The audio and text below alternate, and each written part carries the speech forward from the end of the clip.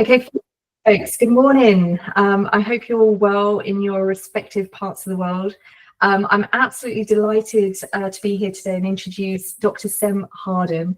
I'll do a very quick introduction. Dr. Sem Hardon is a surgical resident expert in surgical data science with a focus on technical skills training and objective assessment in minimally invasive surgery.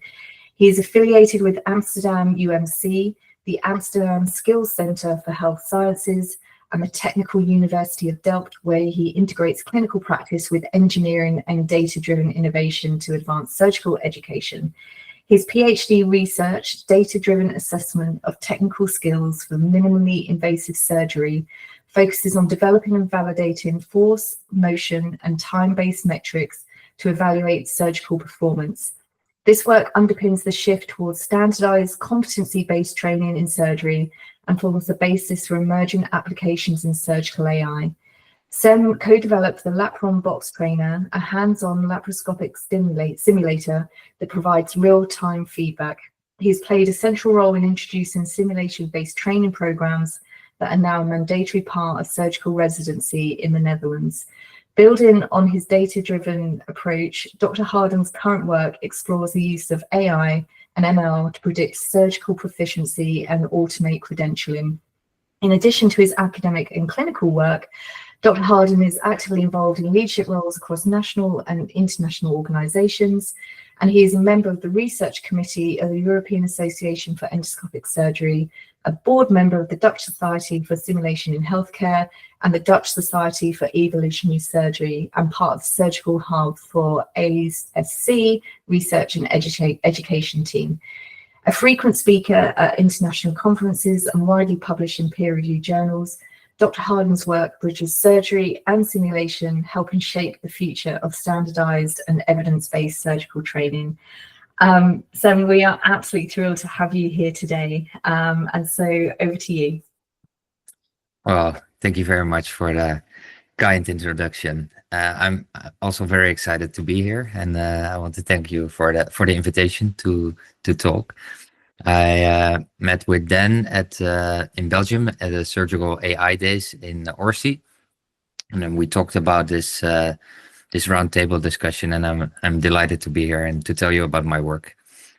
I'm going to tell you something about the role of AI in surgical simulation, and more specifically about the potential of AI and the use of data in surgical simulation, because we are not that far yet with the implementation of it. At least that's what I think. And yeah, there's an exciting future. And yeah, I hope to give an insight in what we have done so far about the use of data to improve surgical simulation. And moreover, I would like to discuss with you how we can take it even to the next level. I have no disclosures. And yeah, as was mentioned in the introduction, I'm affiliated as a surgical resident, post-graduation year 4 at the Amsterdam University Medical Center, and also a research fellow at the Technical University in Delft. And the skills training that we organized and implemented are embedded within the Amsterdam Skills Center for Health Sciences. The Share Surgical Hub in Amsterdam is a new concept where we develop new training and also have a focus on competency-based training and the use of data for robotic surgery training. The Dutch Society for Simulation in Healthcare is very wide. It also encompasses procedure-based training for anesthesiologists. And I'm part of that as well. And the Dutch Society for Evolutionary Surgery was the endoscopic surgery society before, but since that is now standard practice and we still want to cover innovation, the current president renamed it to evolutionary surgery. And lastly, since last year, I'm part of the European Society for Endoscopic Surgery. I would like to talk with you about metric-based performance assessment, because that is what I've been focusing on for the past 10 years. And that is mainly because in simulation-based training, there was a paradigm shift from teaching surgical skills to residents and to surgeons, which was mainly due to the increased complexity of techniques, also to the reduction of working hours in the hospital, and an increase in quality and healthcare outcomes. So training on the job, this was performed more than 100 years ago in the United States. I believe this was a surgical theater in Boston. I always love these pictures when I see them, but the training itself was very time consuming. A lot of OR time for surgeons and also for trainees and OR staff. It was inefficient. And most important, the learning curve was passed inside the patient. So, sorry to interrupt. yeah. Khan, I know you've got your hand open, but I think also if you right now what we can see on our screen is just the first slide. Yeah, I think Khan, that's it. Here we go. We're here. Yeah, for some reason it might not just be progressing through, so I don't know whether you need to go into like the full share screen. Mm-hmm. Let me check it. Yeah, Khan, thank you for that.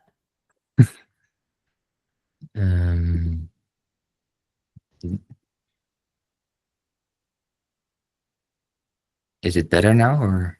So the slide we can see is the training on the job with the hospital icon going into simulation training. Yeah.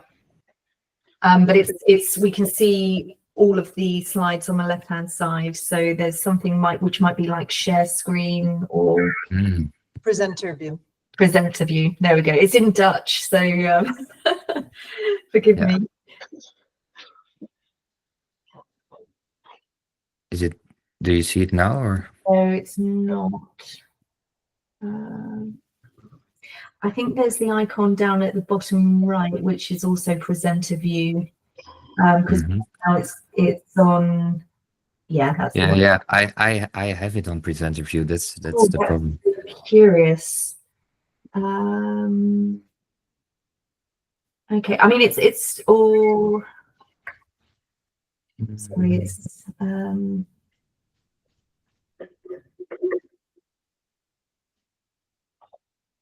yeah, maybe try that one. And it's strange that you cannot see. Maybe I stop the presentation. Try it again. I now share my screen. It's still the same as before. Oh no, it's gone now. That's good. Yep. All right. Good. We can all gas. Thank you. Thanks for that. And not letting me finish the presentation. So the training of the job switched or changed to simulation training, which is competency-based training, more time efficient, with lower cost, and the learning curve that can be passed before seeing or operating on the first patient. It comes with meaningful benchmarks. It should encompass feedback and also assessment. And it contributes to the concept of deliberate practice. And in the end, following residence or surgery, it contributes to the concept of lifelong learning in a stepwise curriculum. For example, fundamental laparoscopic skills, laparoscopic suturing, a more complex task, to eventually to procedures for fellow surgeons and experienced surgeons. The evidence accumulated about the importance of technical skills with respect to patient outcomes, and even concluded that the variation in technical skills among surgeons that operated on patient was correlated to lower complication rates, and for that we can conclude that it can result in better patient outcomes. And I think this is the fundament of what we should keep in mind when we talk about simulation training and the importance of it. So this is a repetition of what I said. The ideal surgical learning curve, which was published by Hopper in 2007, in Postgrad Medical Journal. They focus on different parts of the learning curve. From point A, where residents start their learning curve, point B, where they get more familiar with the procedure, and towards autonomy, and C and D is full autonomy of the procedure and consolidation of the learning curve into a plateau phase. And the part that we focus on is from A to B, everything that we can do to increase the skills and the desired level of skill before the acceptable standard. And yeah, the acceptable standard can vary from between post-graduation year or what the goal is of the training itself. We have as assessment, which is a very important part of the simulation training. It can enhance training, it can ensure competency at the end of training. We can identify skill gaps in between trainees, but also within the trainee itself. And also the assessment and using the assessment for deliberate practice has been shown to improve the training. Well, there's different types of assessment that we use: formative and summative assessment, which can be used for monitoring progression throughout the training, providing feedback, and identify performance levels. The summative assessment is important at the end of training to select or to assess resident if they are ready to start with a more complex task or a more complex training, or to go to the OR and perform certain surgeries on patients. And both type of assessment can use predefined thresholds and benchmark, which are desired levels of skill that trainees have to reach. Before, the assessment was done by OSATS forms and also more procedure specific forms such as GOALS and OPRS. Those are rating scales based on observation of senior surgeons or specially trained assessors. And this is one example of a form from one of the courses. This was 10 years ago, of laparoscopic suturing. You see a variety of components that we can divide in tissue manipulation, instrument movement, and efficiency of executing the task. And this is also a form of the same course. And here you can question the reliability or the accuracy of the assessment, since the trainer scored 2 for all of the components. And this is at the end of training. So this form is used as summative assessment to make sure if somebody can progress or not. So there is evidence from Van Hove, published in the British Journal, and from a group from Theodor Grancherov, which did a lot of research on training and assessment of skill. And they concluded that the methods of skill assessment are valid for feedback and measuring progression, but few can be used for examination or credentialing. And the main goal of simulation is to increase performance and also to ensure competency at the end of training. And what can be the role of data, the use of data, and what can be the role of AI? Well, there has been a survey among trainees and surgeons about how they felt about the use of AI into a scenario. And they all agreed that they were excited about the use of AI, except for making important life decisions. And I think to agree whether a trainee can perform surgery in the OR should be counted as an important life decision too. And this is an overall question about the perceived impact during the residency training. Yeah, with respect to learning operative skill and understanding medical knowledge, there was agreement of the impact on AI. I think for this talk, I should not have to delve deeper into the components of AI, but how can we implement it in surgical simulation?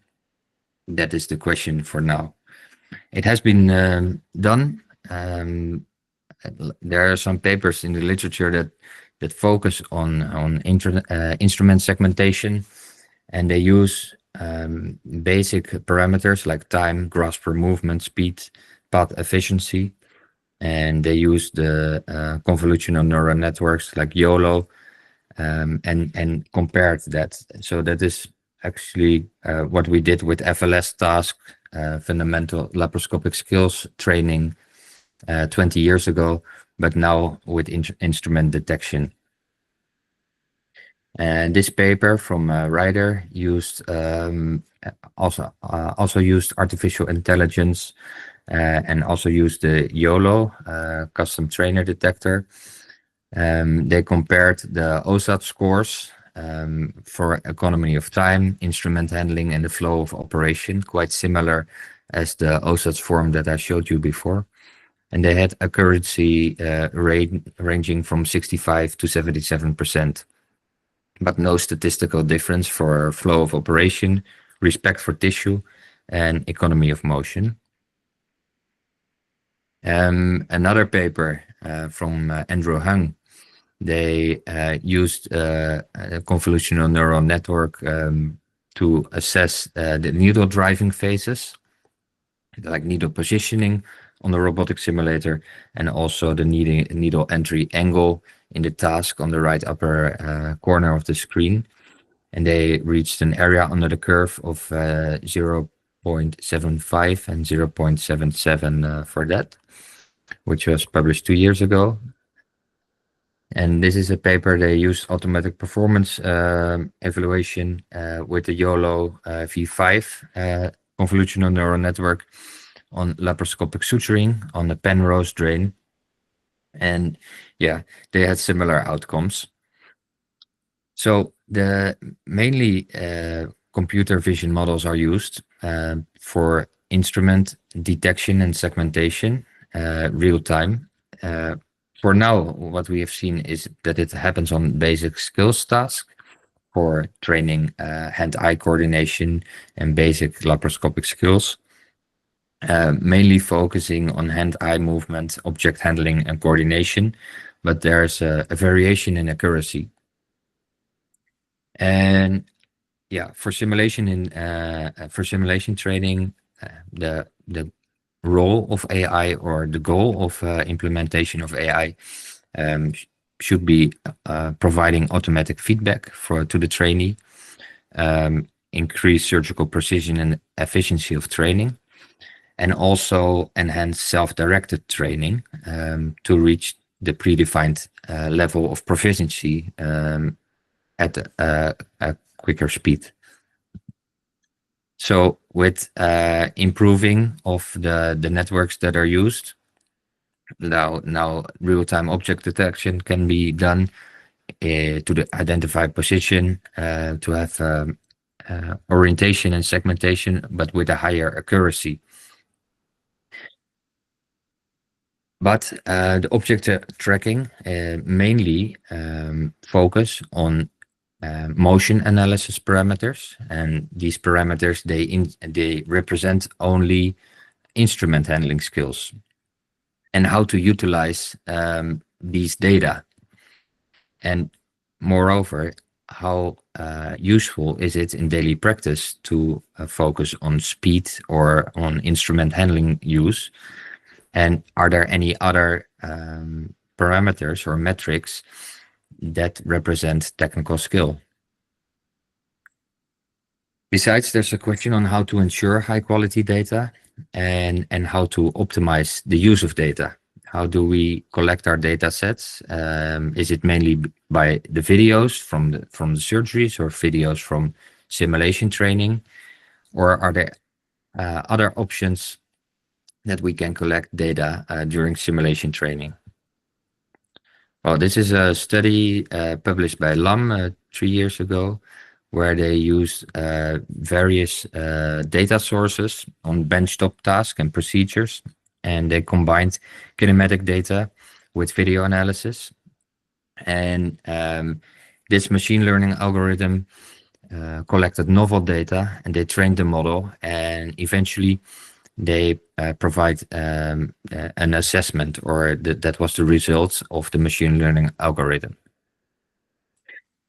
So these kinematic data, the motion analysis parameters, and the video analysis, those are established parameters and metrics. But what about tissue handling, and how do we score respect for tissue during minimally invasive surgery? And how can we collect the metrics that represent these skills? Well, metric-based assessment, this is a systematic review we have done. We encountered a lot of novel papers, and we had to read a lot of full text papers, and eventually we could only include 35 papers in our review that used metrics in a simulation training. So we concluded that a lot of effort had been done in laboratoria or as experiment, but the implementation of metrics-based assessment in clinical practice or in simulation curricula was lacking, and is still lacking. Here we can see that the simulation curricula, or the skill centers that utilize metric-based assessment, are concentrated in these 13 countries. What we did was we hosted an advanced suturing course, which had the objective of improving suturing and knot tying skills. And it was a 6 weeks course with autonomous training in between. And this is how it looked like. This is a box trainer, one of the prototypes that we had, which was equipped with a measurement system. And all residents that took part in the training, they performed the suturing task before and at the end of training. And we measured tissue interaction forces, instrument handling, and task time. And I will delve into these topics a bit deeper. And this was how the training looked like. There was a progression over time during the 6 weeks. But what happened in the meantime at home? We did not know anything about the progression of the learning curve, whether it was gradual improving or there were setbacks during training, and there was no feedback provided to the trainees. And also, what happened after the training? Was there a decay of skill? Could they perform minimally invasive surgery in the OR and they could improve even more? We had no information on that. And if we look back at the proficiency learning curve from competency to proficiency and mastery, there was no exact point for the residents where they reached the desired level of proficiency during that 6 weeks course. That is the acceptable standard line that was predefined in the previous chart. So we ask ourselves, is it possible to visualize the complete learning curve? What is the impact of task complexity on the learning curve? And what are the individual differences between trainees? So for that, we hosted several laparoscopy courses, a basic course, advanced, and also more procedure specific. For example, intracorporeal suturing or anastomosis task, and also a specific course for rectal cancer surgery. And we developed this box trainer, and we included motion sensing trocars that were developed and validated by engineer Tim Horeman at the Technical University in Delft. And the novelty of this box trainer is that it also included a tissue handling force platform, which could sense the force that was provided to the tissue. And this box trainer could provide us with objective measurements, which validated benchmark, and the trainees had online access. And as you can see, this is different from VR simulation. There are real instruments and there was a real task inside. So the haptics were better. And also the simulation itself was much more realistic, especially with the suturing task, which is still very hard to simulate in a VR environment.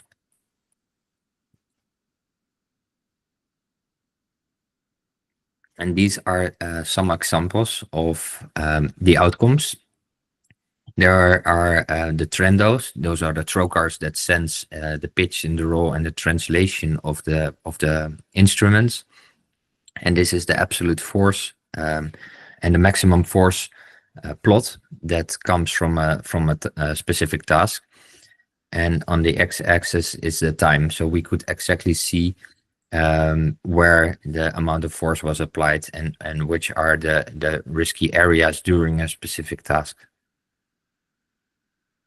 Also force volume plus the mean force, which means the area during a certain task where the force is applied, or what the vectors are of the resultant of the vectors are. They provide a very specific safety profile, which is unique for each trainee. So how did it look like? This is a basic suturing task. And there's a continuous measurement. And as you can see, there is a needle driving phase where certain forces are applied to the tissue. And there's a knot tying phase where, again, these forces are applied. On the y-axis, you see the force that reached 9.3 Newton.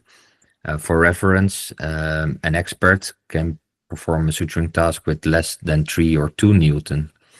And we know from literature and other experiments that we've previously done that a lower force level is correlated with better surgical outcomes.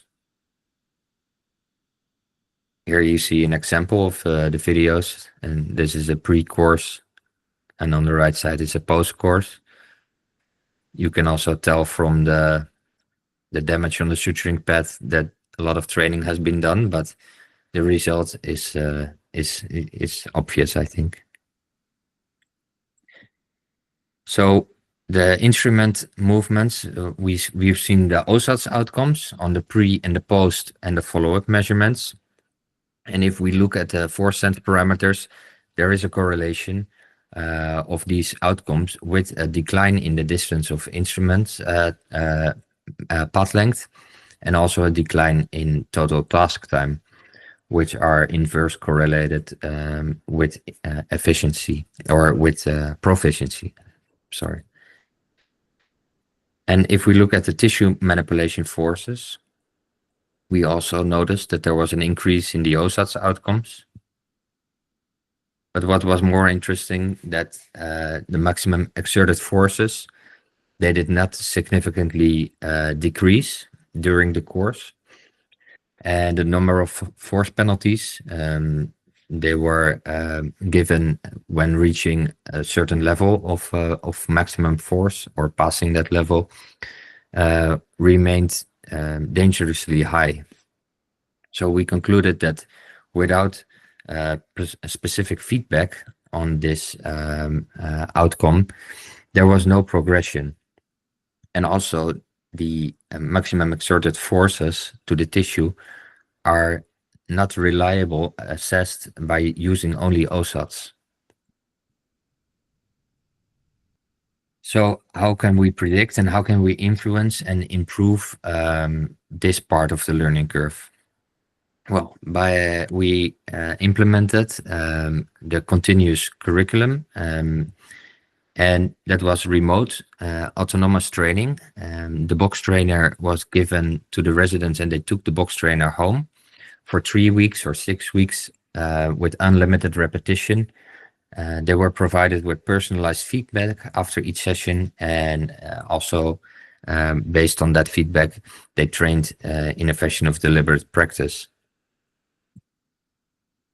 Well, we started with pilot testing in a stepwise curriculum of fundamental laparoscopic skills task. And this is an example of how the data look like. Besides the continuous measurement, there was an end score and a video directly available in an online interface. And these data, they represent kinematic data and the efficiency, and also tissue manipulation data. And besides seeing your own score compared with the benchmark, you could now train based on your competency to see where the skills, certain skills are lacking. For example, if you try to improve your speed or decrease your path length, usually the force on the tissue will go up because more errors are made. And the next trial, you try the opposite. You are more careful and delicate with the tissue, but that will increase your time to complete the trial. And also there was peer competition. Residents could see their own score, and I trained before because I was a researcher, and I was training during the courses. And one time I took part in the course, and there was one other resident that tried to improve, and it resulted in a battle with almost 100 repetition compared to 15 or 20 for the rest of the participants. And I found this one of the most interesting and funny outcomes of the course. What we did was regression analysis. We used curve fitting with root mean square error. So we analyzed the differences towards the ideal learning curve for each participant, for each task and each trial. And we use linear mixed models to see and analyze these learning curves in more detail, which was published by one of our researchers, Masi Rahimi. This is how the learning curve then looked like. This is a relatively easy task, a pick and place task. And this is how the instrument path length was progressing over time. And we can see the green and the red line, which are respectively the predefined level of proficiency, which was an expert level by 7 surgeons. And the other line, it's the asymptote, or the predefined plateau phase after calculation. This is a more difficult task, and here you already see a lot of difference happening. There are some residents that even struggle with a good score to get a good score out of it after even 60 trials. So if you compare these, the basic and the more difficult task, they show different root mean square errors. They have different unexpected events, and the one is more predictable and the other one is unpredictable. And you should, now we know that in more difficult tasks, the plateau phase should really be reached, and there's the residents should also be followed up, because there can always be an unexpected event after several trials. And this is the tissue interaction forces for the basic task. Here you see the maximum force in Newton. And here you see it for the more complex task. There is a difference also in the root mean square error and the decrease of the skills. So this is the task time. We analyze the best performers and the worst performance towards their mean proficiency level and the mean plateau phase. And the path length, which show quite comparable learning curves, and that we also knew that from previous literature and our own experiments. But if we see the max force in this difficult task, again, we see many unexpected errors, even after sufficient amount of trials. And what was the most interesting is that there's a lot of difference. These are the 3 worst and the 3 best performance for this task. And that is what we concluded. We could identify 4 categories based on the innate level of skill. That was a high level or a low level, but also based on the learning ability. Some were fast learners, but some were slow learners. And the most important group were the group that need extra feedback during training.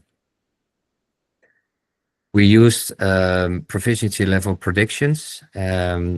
We analyzed the first 6 and 10 tasks, and we could clearly identify the number of trials needed to reach the level of proficiency. So we use least square regression analysis for that, to see how long a resident needed to train, and to do an accurate prediction of that, to tailor and to personalize the training. We also had a detailed metric-based classification of the task, because here you see for each different parameter, we saw different outcomes. Every color of the graph is a specific task.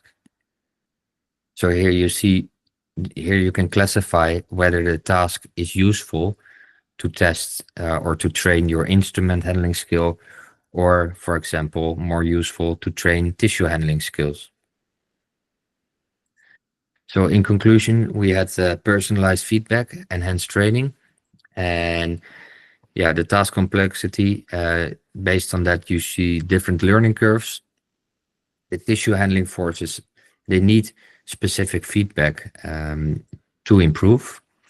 And yeah, we ensure technical competency at the end of training. And with that, we could optimally prepare the residents for the next step in training, or for their first laparoscopic procedures in the OR. So yeah, since the introduction in 2021, we trained over 400 residents successfully using this box trainer. And we also focused on more procedural training. This is, for example, highly complex rectal cancer surgery training. And we developed a system that was based also on the force measurement platform. And we trained expert surgeons in a specific step in this procedure. And we could identify different skill levels and different torque and force, and also different absolute suturing force, and the patterns of the surgeons during the procedures. This is other work we published recently. This was the prediction of technical skills using linear regression tests. We analyzed over 6,000 practice sessions, and with 42 trainees in 13 Dutch hospitals. And for post and sleeve task, that was the pick and place task for force and path length and time. We were able to identify the plateau phase. So the duration of the training. What we also did was focus on training of robotic assisted surgery. We used the system under the Da Vinci in robotic suturing tasks. We did it in a crossover study with 3 groups, novices, intermediate, and experts, that performed 6 laparoscopic tasks and 6 robotic suturing tasks. And the most interesting outcome was when switching from one system, one modality to the other one, from laparoscopy to robotic surgery, there was an increase in the exerted force on the tissue, significant increase, as you can see on the right side in the blue and green box plots. And that was mostly for the intermediate group. So that had already some experience with laparoscopy, but not enough to identify the force that they apply to the tissue by visual feedback. In comparison with the expert score, that remained quite low, as you can see between trial 6 and 7. So the data in the simulation, the machine learning and the mathematical algorithms that we used so far, they can identify this level of skill and can be used for prediction and also classification. And I think that they hold a great potential to optimize feedback and assessment during training. Well, the importance of tissue handling skills and force measurement is also recently underlined with the introduction of the DV5 system of Da Vinci, where they also use force in Newton as one of the metrics to score competency. And because especially for robotic suturing or robotic surgery with less haptic feedback, this is a very important metric.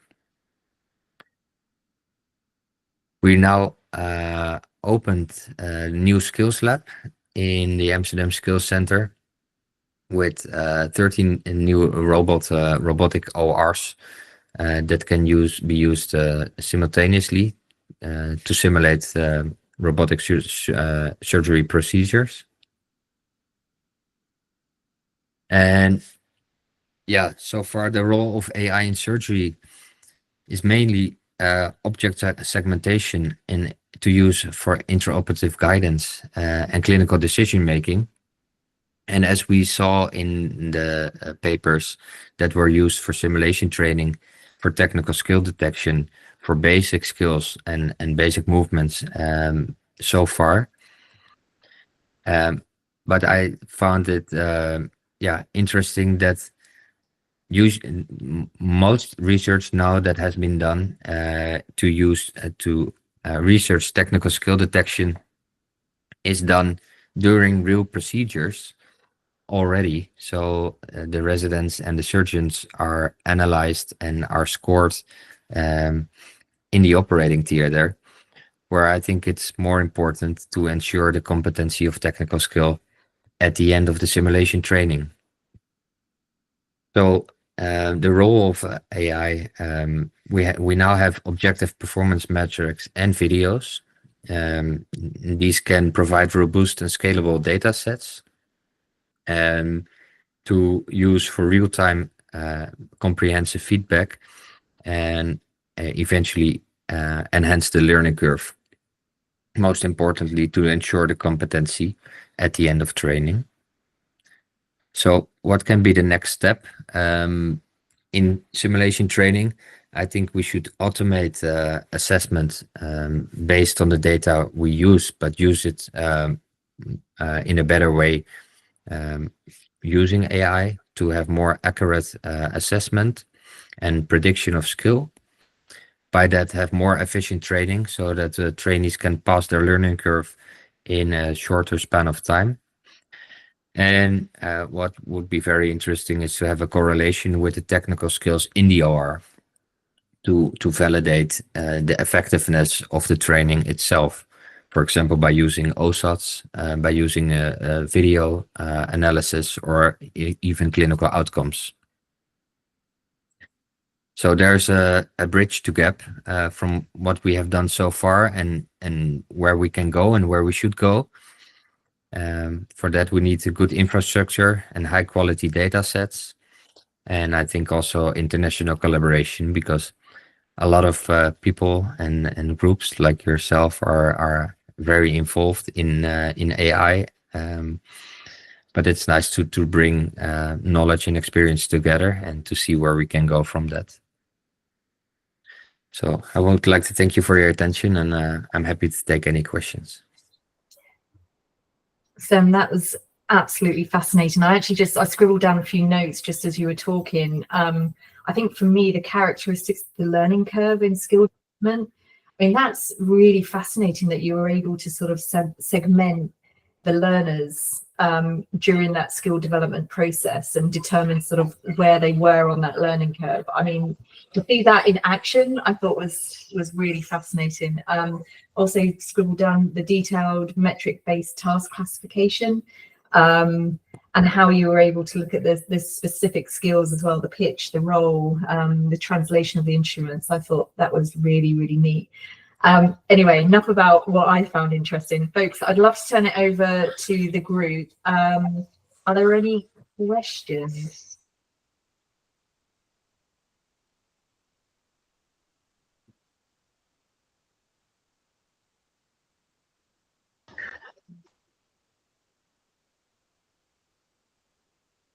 Khan, go ahead. Yeah, I think I can get it started.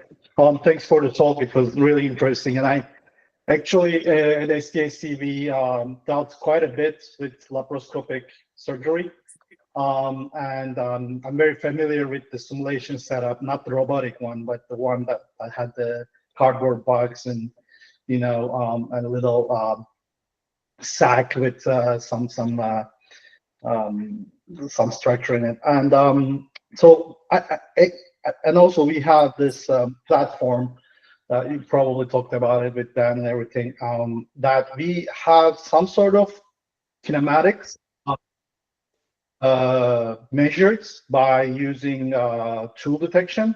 So we have graphs that show those kinematics and then, how the tools are utilized, the presence, speed, and the graphs, the heat maps, and everything. I'm particularly interested in on the next step from this. In simulation setup, it's a little bit, it's a more structured setup in the sense that you can utilize a lot of things, but because you just don't have the kinematics, but also you have all those force space metrics and other things that you can time, and it's more controlled, and you exactly know what to look for, and the residents are there to go through it. But could you elaborate, like, how will this all correlate to real surgery? So you touched a little bit, the next step's one of them, like probably the biggest step, right?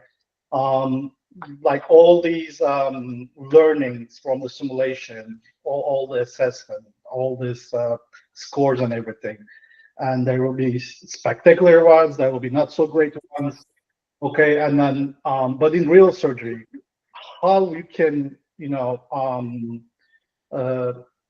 how do you think this setup can be transformed to assess in a real surgery? Like, for example, force space metrics are probably not going to be there because you have the tissue pressure sensor, and you're not going to be able to have that. You don't even have, like, in the robotic setup, not much haptic feedback, and even that feedback, that tactical feedback, will be on the surgeon side, but not on not on anyone else. So that will be very hard to judge. Also, so I am, like, very particularly interested on how AI can help on real surgery, and how do you think the assessment from simulation setup can correlate with real surgery? Probably building muscle memory is really good, but is there a way that we can have this adapted to the real surgery setup? Yeah, thank you. That's a very interesting question and a very good one. And after finishing my PhD, it's still the question that remains. And because how can we predict the technical skills during the surgery? And I think an idea to start with is to gather as much as data during the learning curve, during the pre-surgery phase. And that's what we have done now and are doing. But from that, the transition to the operating theater, we should be able to have multimodal assessment of the technical skill. And so there should be as less as possible influence by patient factors, because some studies has been done, as I showed the papers. I put some references in that the technical skill correlated to better outcomes, but how can we go from the simulation training to the technical skills? One idea that I have is to have the residents that now take part in the training that we do, we follow them up with basic surgeries like laparoscopic cholecystectomy, and then we score them on video analysis by AI. We ask also surgeons, because it's still relevant to have the surgeon opinion included in that, but also clinical outcomes. So, for example, operating time, intraoperative errors, 30-day morbidity and mortality. Those clinical factors should also be included in that. And I think if we have a big enough data set, then we can correlate, or we can assess these preclinical and clinical outcomes. Yeah, I guess the standardization of that data set, to have that big enough across across countries, or even going to be a big challenge. But Yeah. and I think like we have to get the mentality up there to make sure that AI is not just an assessment tool, but maybe it can be even included to make some suggestions during the operation, and that can motivate people to have this data kind of curated for I mean, not for us, but it is provided to us so that we can have a lot more data that's needed to train the model or multi-model. Yeah. I think it's to if I may comment on that. I think it's very interesting if we know exactly where the gaps in the level of technical skill are during training. For example, one trainee is perfectly in smooth and smoothful handling the instruments, but even at the end of training they apply too much force. So you can use that information during your surgery too, to prevent to pull too much on the tissue, or if one places a suture for anastomosis, not to tie it too tight. I think we can utilize that data. Yeah.